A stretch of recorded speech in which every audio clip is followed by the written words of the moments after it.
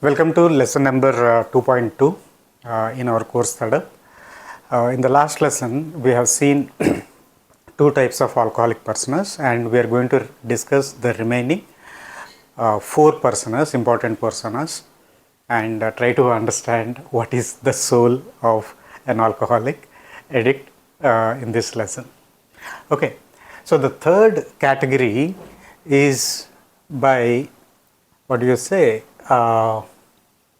The rebellious drinker. So, how we can actually say a rebellious drinker or define rebellious drinker is they are defying something, and that defiance shows in their bottle, right? So, let's try to say what they are defying and why they are defying. And by the title of it itself, you can see that there are different issues that they suffer with. There is childhood control, and there is growing resentment towards authority figures, okay, and rules that seem to limit personal freedom. And the third one is alcohol as a rebellion. So it is to defy in a powerful way expectations and assert independence, right? And the fourth one is all three things put together, they go into a vicious cycle, and that behavior of alcoholism is getting escalated. It becomes increasingly more and more the dependence of alcohol to sustain this particular persona or a period of time. So now let's take time and try to understand each and every characteristic of a rebellious behavior. What comes to your mind immediately? Okay, what comes to your mind immediately?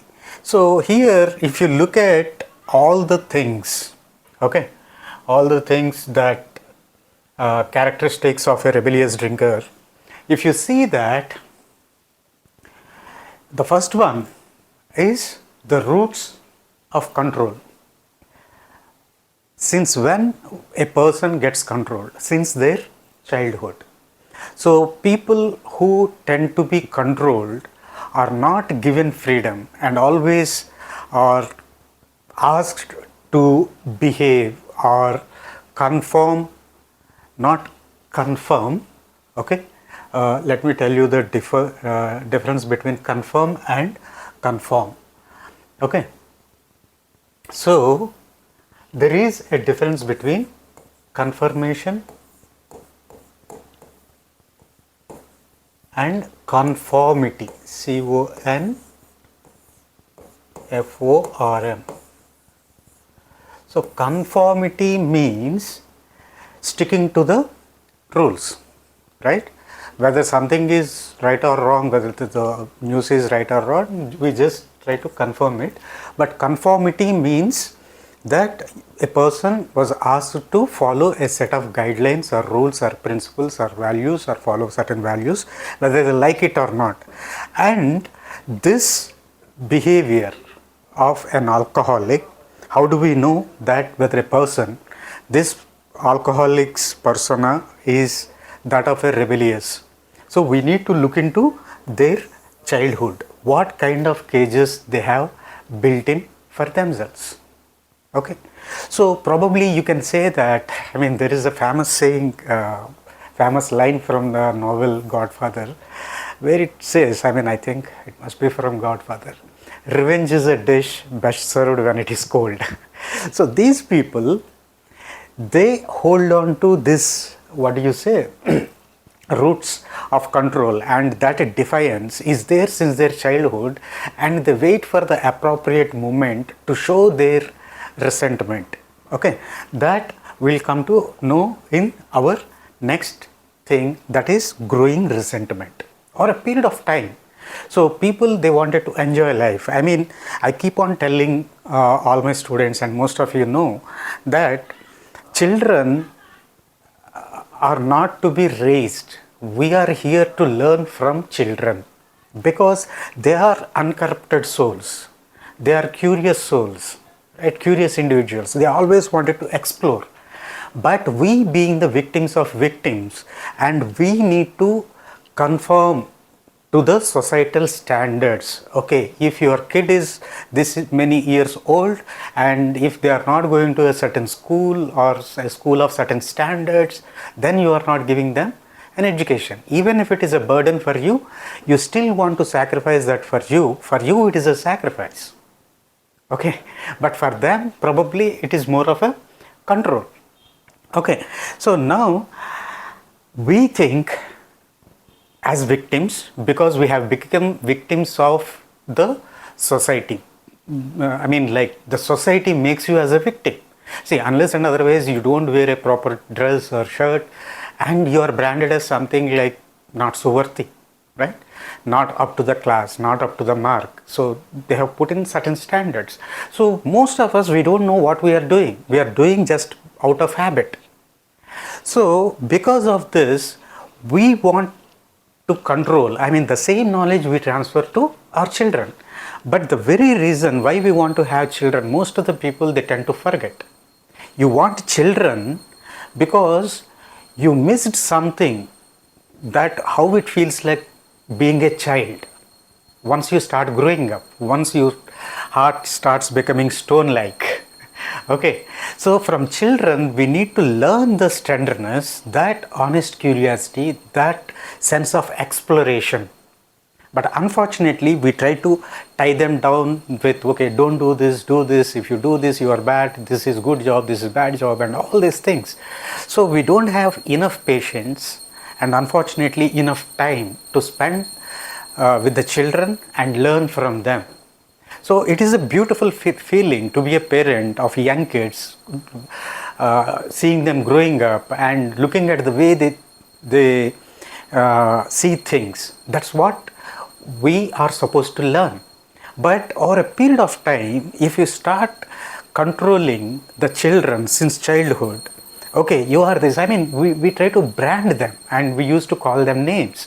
And unknowingly, whether out of love or whether out of customs or whatever it is, we try to brand them like this girl is short, this girl is dead, and this boy is like good looking, and something like that. And we start creating those divisions in them and we don't see them as a whole.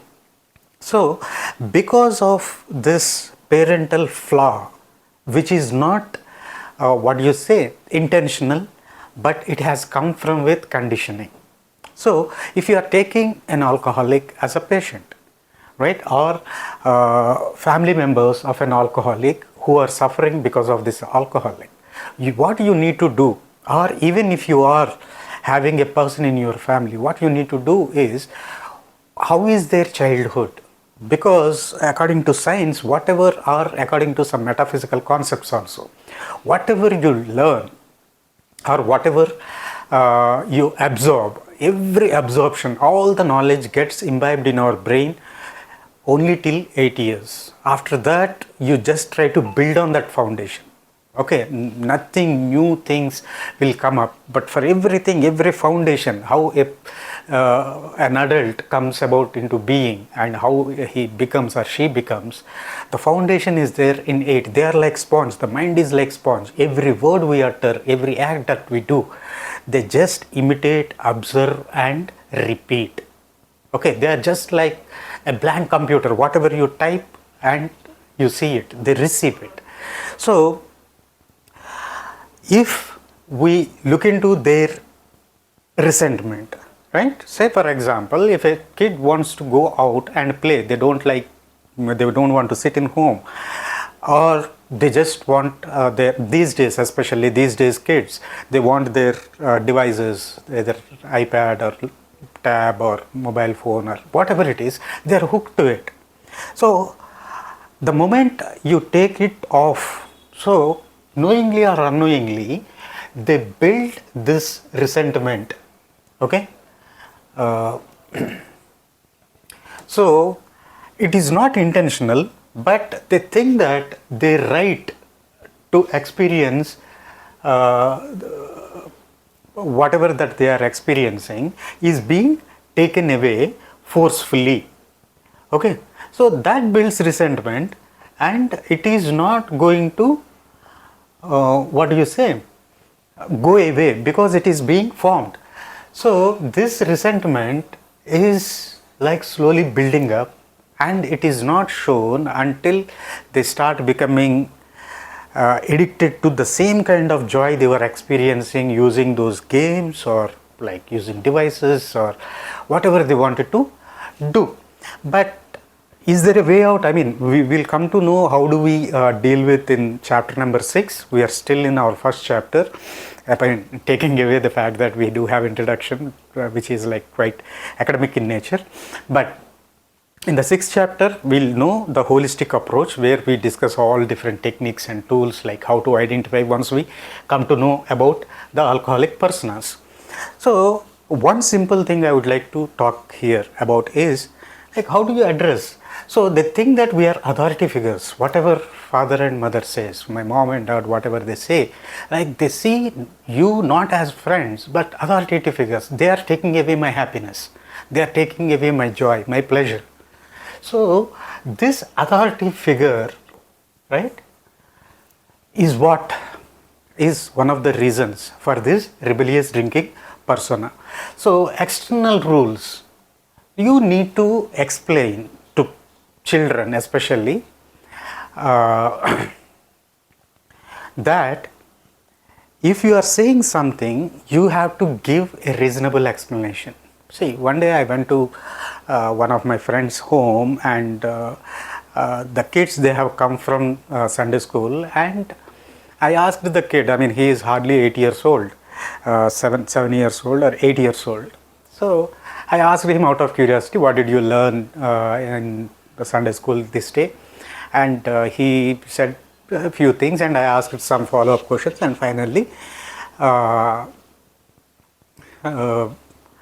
asked him a question, I mean, why are you not doing this, right? And he said, no, if I do this, God will punish me. Okay. And suddenly, and I was like totally shocked. So in a child's brain, what we are instilling or imparting, we are showing them God as like a punisher, right? God who actually judges. So if you do like this, God is going to punish, just like how if I don't do my homework, my teacher punishes. It is not called punishment, it is called correction, course correction. Right? Then I told him, like, so God is not like that, He is always loving. So even if you do a mistake, He gives you another opportunity to correct it so that you don't repeat. If you do that mistake, probably your friend will get hurt. So if you say sorry and make amends with your friend, so both of you will become friends again. So you don't have to worry about God. God is not like an executioner. So unfortunately, these rules, I mean, the way they are being conditioned is very, very important. All these small seeds, they grow into very, very big trees, and it will become a wood they can traverse, and how to wade through those dense jungles that they have created in their mind. So the third important thing is they have internalized this friction, and over a period of time, as I said, it becomes a reckless drive for independence. Oh, enough is enough, right? I have been conditioned for so long and asked not to do this, asked to do only these things, even though whether they never cared whether I like it or not. So this again is, this again comes under as the rebellious drinkers persona. And the third thing is they use alcohol as a tool of rebellion. Okay, so this is the third level in rebellious person's behavior. So here, to assert independence and to declare their freedom, and they use alcohol as a weapon. Okay, so now they are independent, they have become majors, and some people openly before their family they drink, or even in the presence of friends or alone or whatever it is.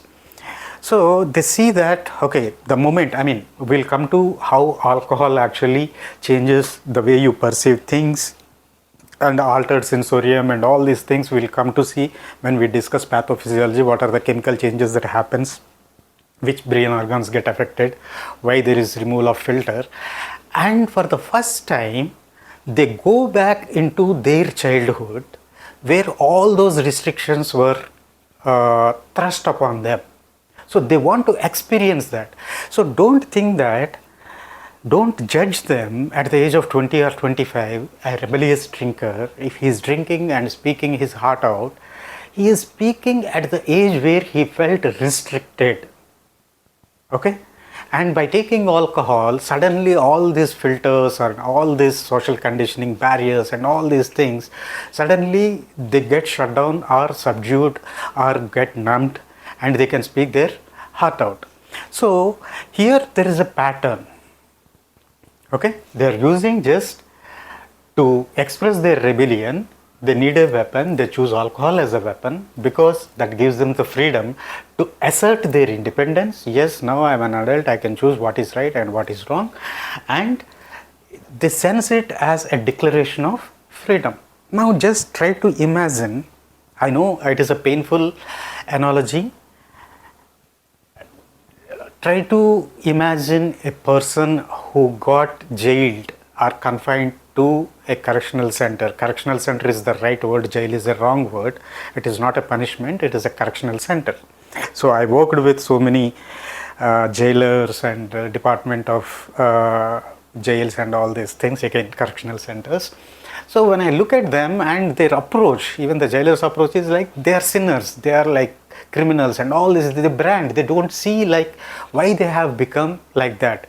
So imagine an alcoholic being in that same position. He was in jail, he felt like he was in jail, his heart is like totally caged out, he is not able to, or she is not able to express themselves, the person is not able to express themselves freely or openly or share their thoughts about life or how they want to be, with who they want to be, what they like, what they don't like. Everything is thrust upon us and they feel like, and when the person feels that he is wrongly imprisoned and he finds a way, a key to unlock the prison cell and come out, that is like rebellion. Now people have done wrong to me and now I am going to give it back to them.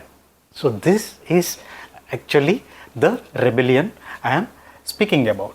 So if it is unchecked, right, this is what is happening in our society right now.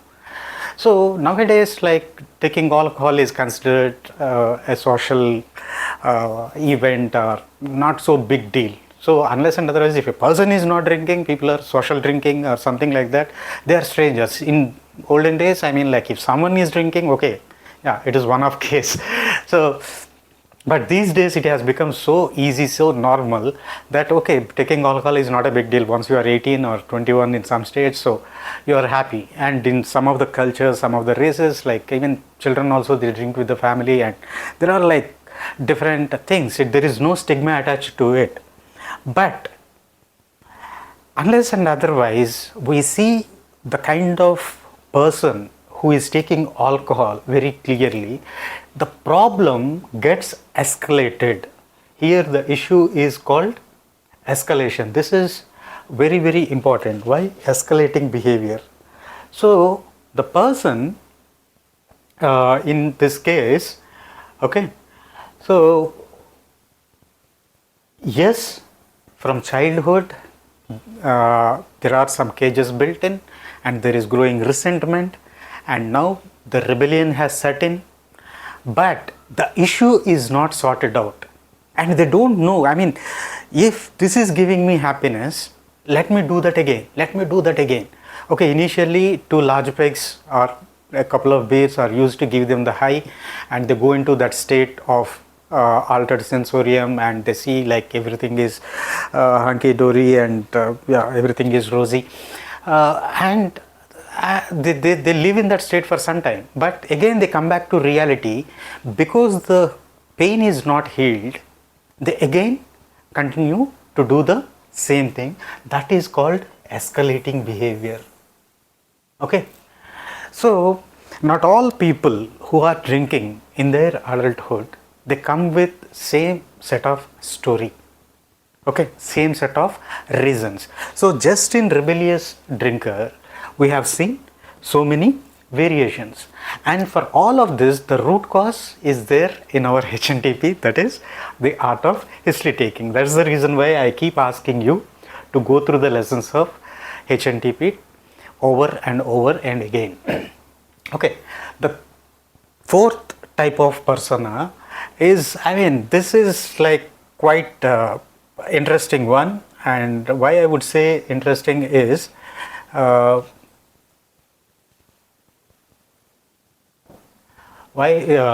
are like self-saboteurs.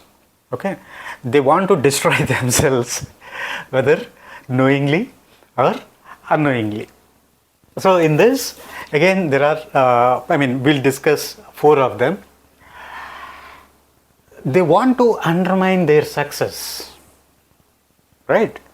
So what happens over a period of time, okay, just give you a context, what is self-sabotage? So these people are quite successful in whatever they do, but the moment they are about to achieve that success, the glory or the name and fame and all these things, okay, they want to destroy it just for the sake of it. Okay, I'll explain this at end of the explaining the persona. Okay, just stay with me. But for time being, what are they going through? Achievement anxiety, self-destructive urge, relationship sabotage, and comfort in chaos. Let's see them one by one. So here what happens in this self-saboteur nature of alcoholics, why people actually wanted to sabotage. Okay, so the first one, if you look at here, success triggers a subconscious compulsion to fail when life is at best. So don't you think it is a paradox? Everyone seeks success in life, but why these people deliberately choose to destroy their life?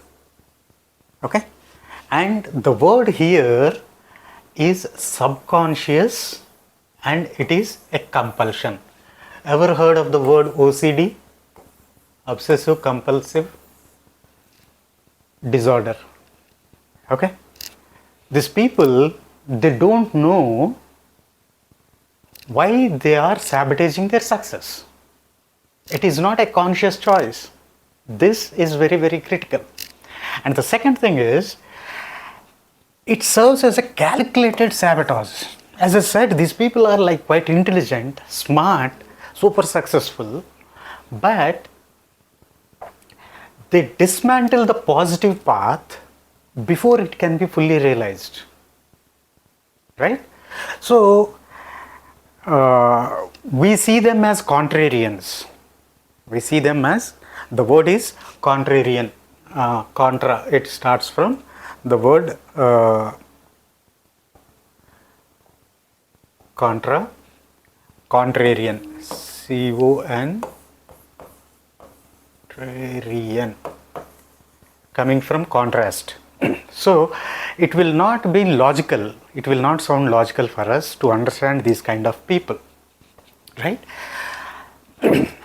When I say dismantling positive path before it can be fully realized, okay, so these people, they are so smart, they are so successful, and they are so blessed, but the thing is, something in them, again, the subconscious compulsion makes them do that they don't know that they are doing it, but how come it becomes a calculated? Okay, so the calculation in the sense like, okay, I have done something and this is going to be this, yeah. Again, all these personas, this reasoning is very important. All these personas that we are discussing are not mutually exclusive. Everything is connected. It need not be like only this person is drinking because of this persona, or if a person is drinking, he comes under this category. No, If you take 6 personas, there is an intersection of all these 6 circles and certain things come. So when they say calculated, they want to probably now just mix it with the rebellion or authority figures. Okay, so a person wants to be a musician and a painter, but the parents, they want him to be a doctor or an engineer or a lawyer, or like even if the person don't wants to get married, probably they have done against his wishes or whatever, he is sabotaging because of probably, right? I'm not saying that is the only reason, right? It could be childhood thing or something. They want to get back at people, and it's all operating at a subconscious level. Got it? And the third important thing is they don't want a park for their life. What is the difference between a neatly manicured park, okay, just like the Central Park in New York or anywhere? I mean, like there are big gardens these days in most of the cities. They are like well maintained, well manicured, and compare it to a jungle, which is like total chaos. You don't know where you are going and completely disorderly, right? They love this chaos, right? The word chaos is important here. And by the way, there is a movie called The Chaos Theory, right? And the butterfly effect and all these things. These movies are quite fascinating. So, as I said, these people, again, they are smart, intelligent, accomplished, resourceful, knowledgeable, right? But at the same time, they love this chaos, like disorderliness, so that they find happiness in getting them in order. Okay. Now, as I said while discussing this, why there is a destructive urge. Okay. So, how many of you know this story of Ramakrishna Paramahamsa? While going back from his temple, he saw outside the temple some drunkards. Okay, they are totally drunk, inebriated, not in their senses, and they are swaying and talking all gibberish and all these things. Suddenly, Ramakrishna felt, Paramahamsa ji felt so much of compassion towards them. He went and hugged them. Okay. So, and he felt so much compassion that he went to the temple head who looks after the finances and all. So, they call with the different names in different areas, and used to ask money so that he can give it to these drunkards so that they can continue to drink.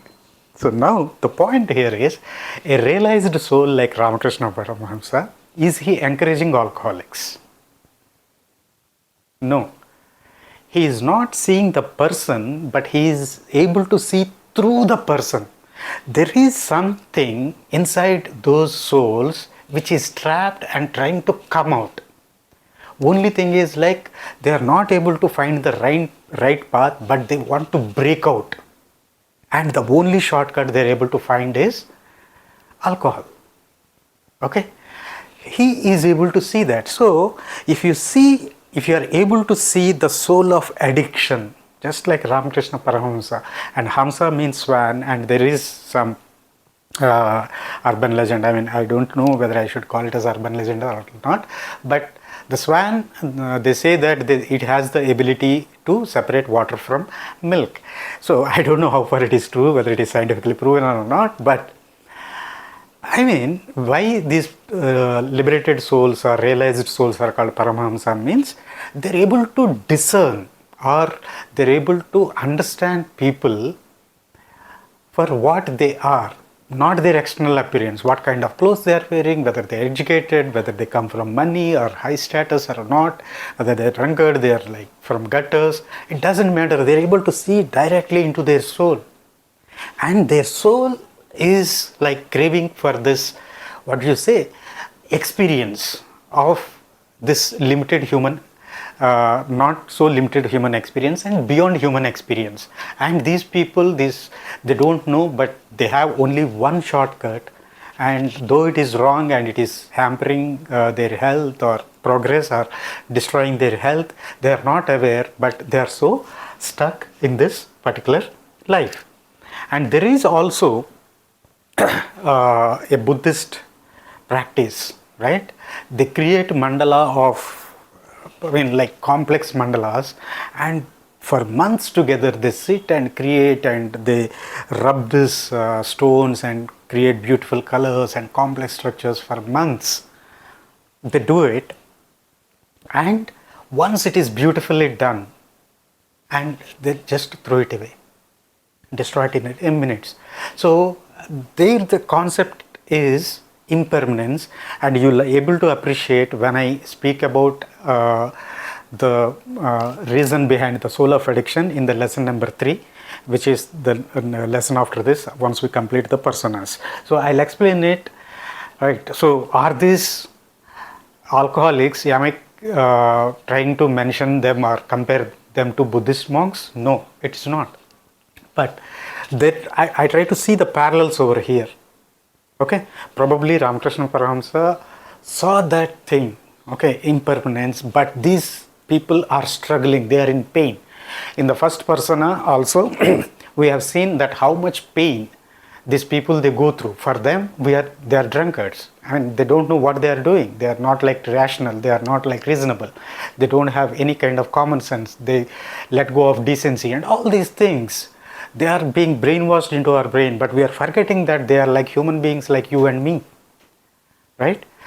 Nobody comes into this world and want to proclaim that I want to be the most idiot, the most the worst ever fellow to exist in this world. Nobody comes with that desire. Okay, understand this. For every person, the person is their center of universe. Everybody loves them, right? So this takes us to the next characteristic of this self-saboteur, the burden of achievement. So what do I mean by burden of achievement? Some people, right, as I said, some things are forced on them. They are not in equal terms with the society. The success or achievement, whatever, like people would like to brand them. Okay, this person has amassed a lot of wealth and having beautiful family, nice spouse, and everything is going good.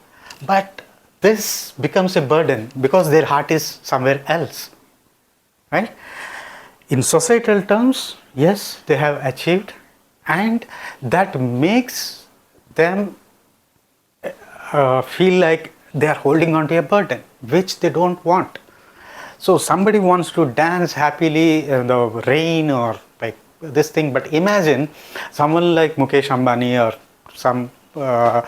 someone who is richer, and they are going to a street or in a village and dancing, drinking and having merry. You don't expect that, right? Because you are bound by that. Even if you look at some of the movie stars with the name and fame, they cannot experiment because for them it is a burden, right? So they are stuck with this. I mean, they don't know how to they express themselves. For them it is not achievement, it was thrust upon them again. So these people,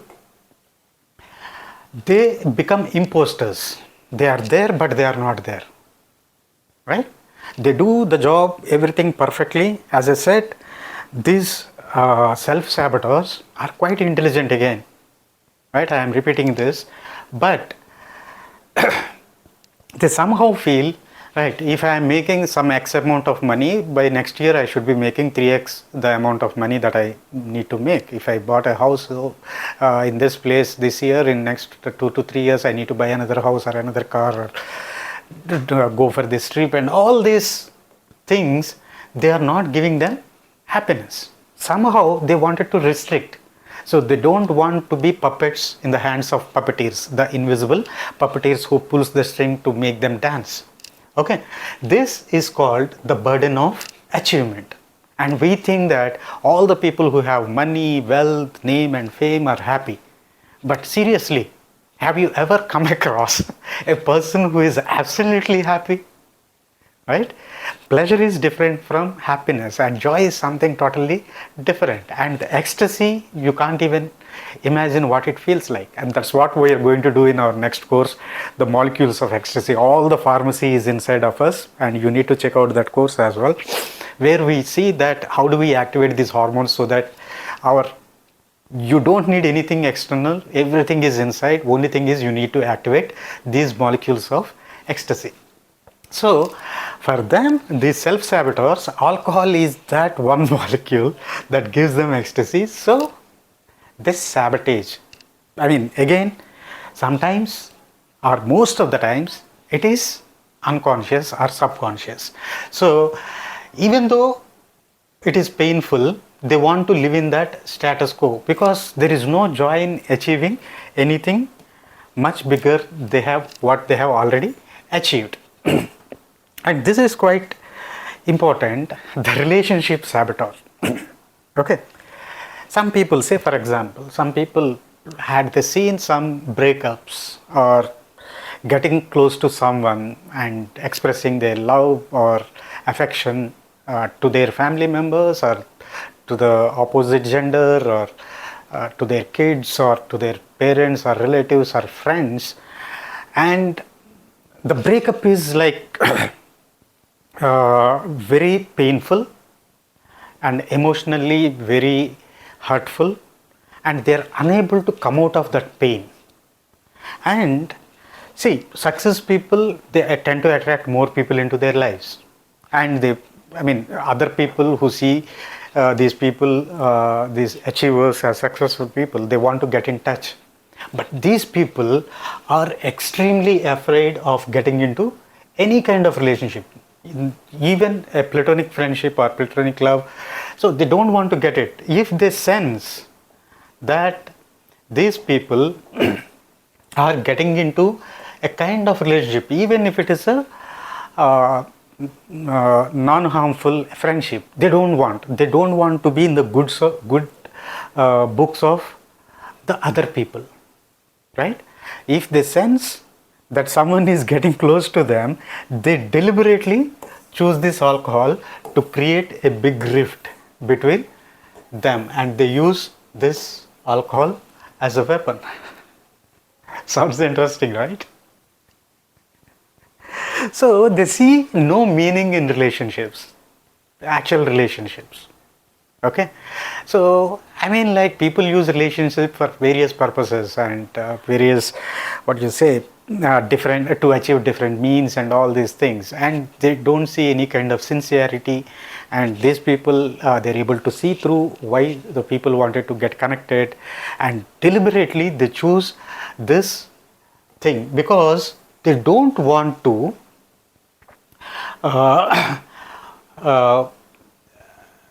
right, this perceived pressure of healthy connection. I mean, again, they don't want to go through the same pain that they have experienced with their heartbreak earlier.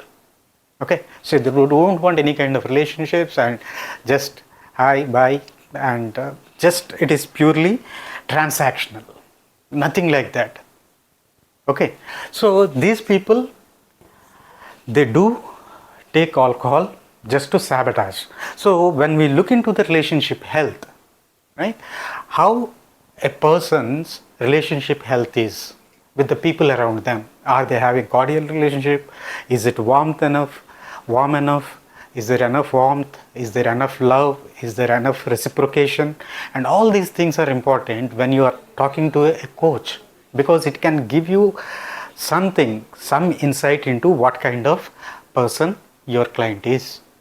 Okay, so this relationship sabotage, this can be anything, like between a father and a son, right, between husband and a wife. I mean, which is quite obvious because that is the very reason people get married to resolve relationship issues.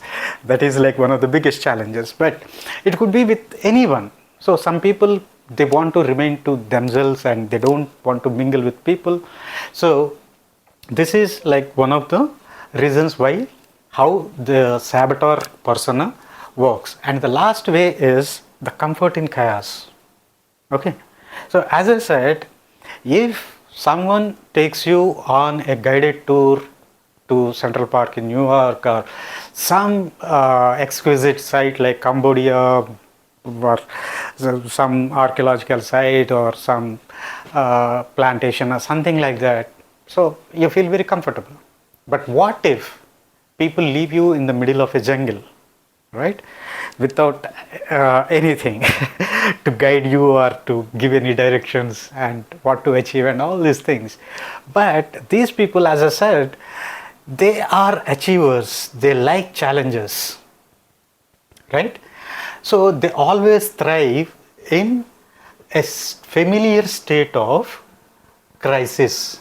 They love crisis, right? Or they love problems, they want to solve it. They so you go get up and go to office by 10, come back by 6 or 7, and you make lakhs of rupees, you are a CEO and everything is working out. Yeah, they're totally bored to death. Okay. So nothing gives them happiness. Okay, you have a loving spouse and loving kids and family, house, properties, investments and everything, but they don't have this uncertainty in life. There is nothing for them to solve. I told you this in one of HNTP classes. When you have everything in life, so in Freedom at Midnight book by Dominic Lapierre and Larry Collins, I think.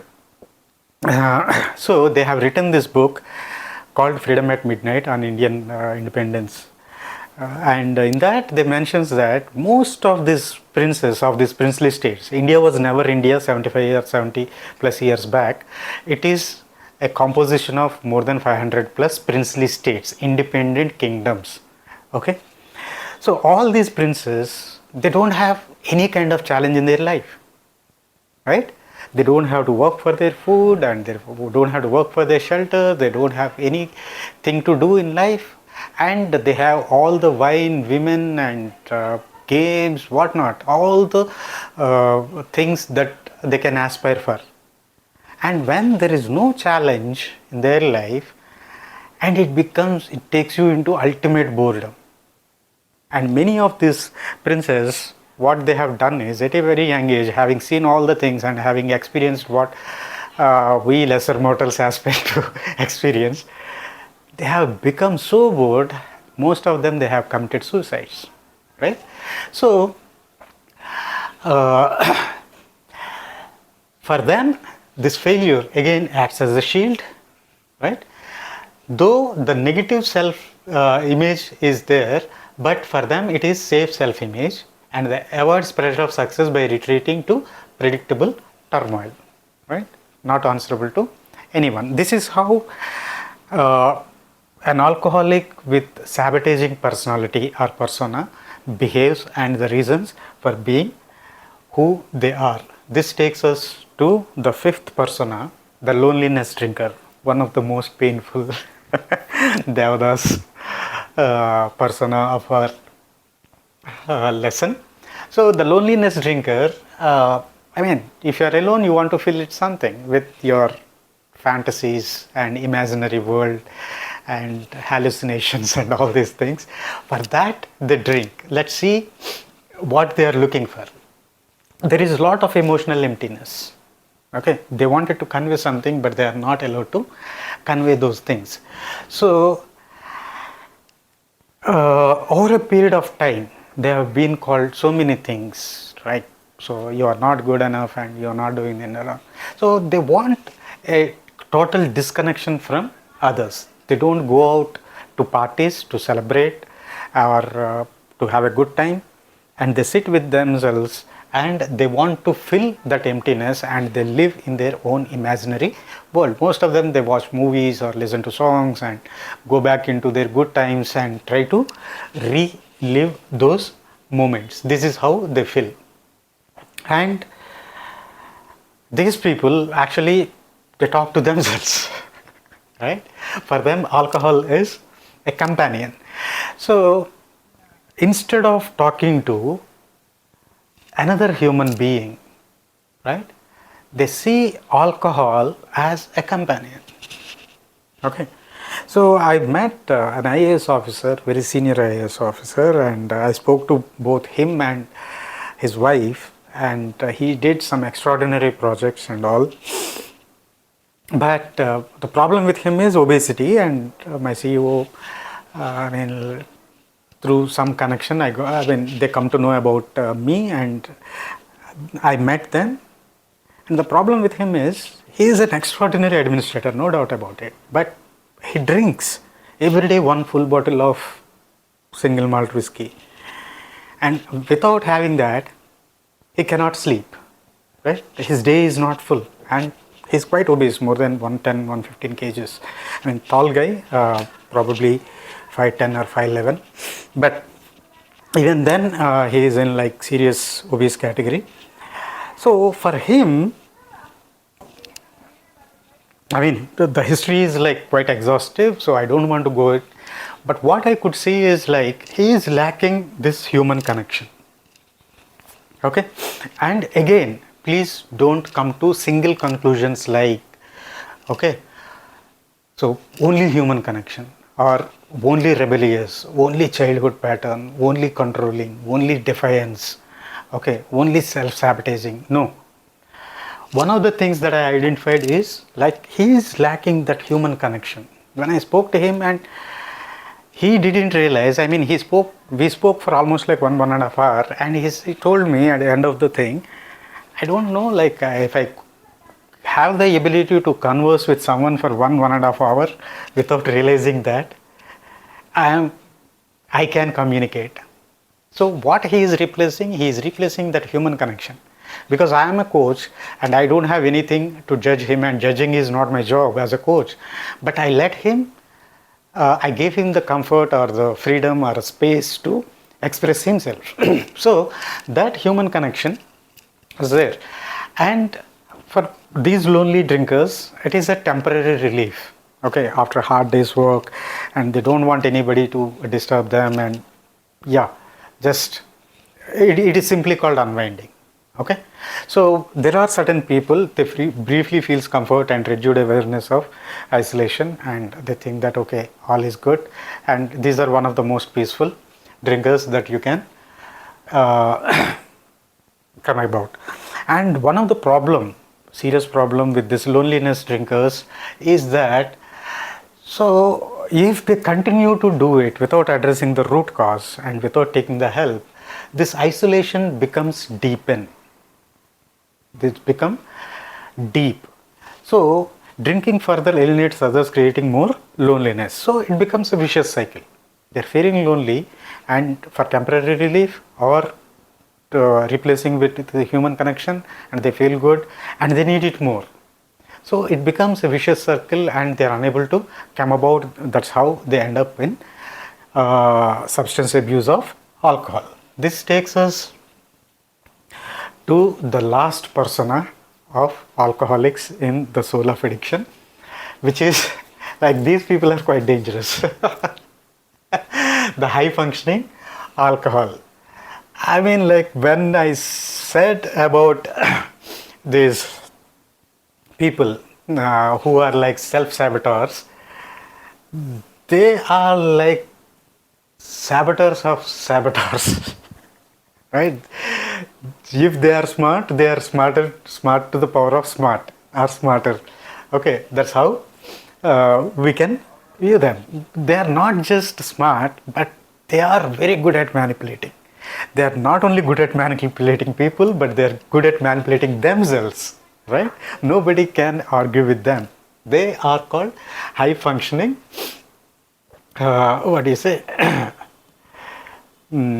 alcoholics.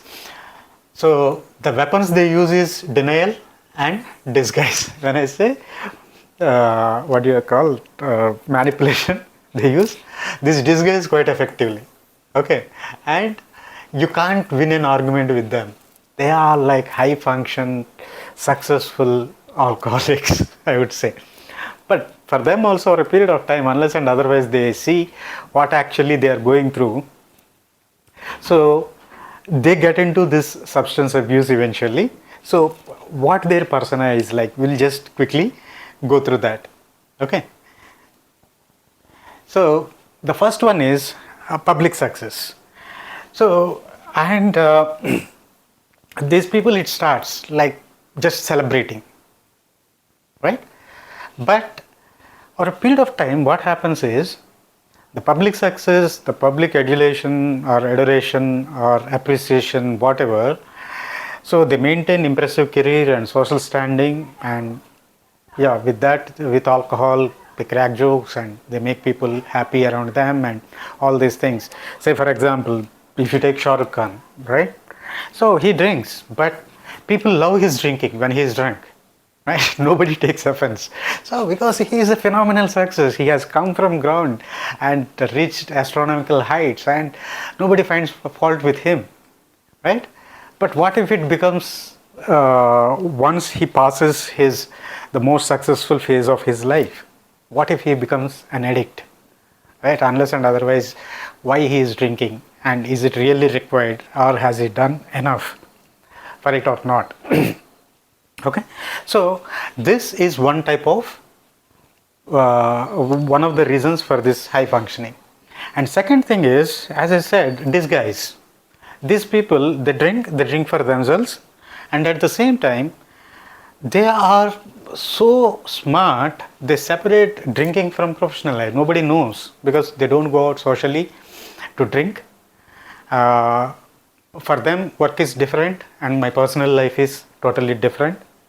But again, it has got a tendency, just like in the previous case, over a period of time, right? Unless and otherwise they know why they are drinking, why they need to depend on alcohol to get into that state of high. So the state of high, the withdrawal symptoms and the alcoholic behavior and all these things we'll see in lessons number 3 and 4. We'll come to that.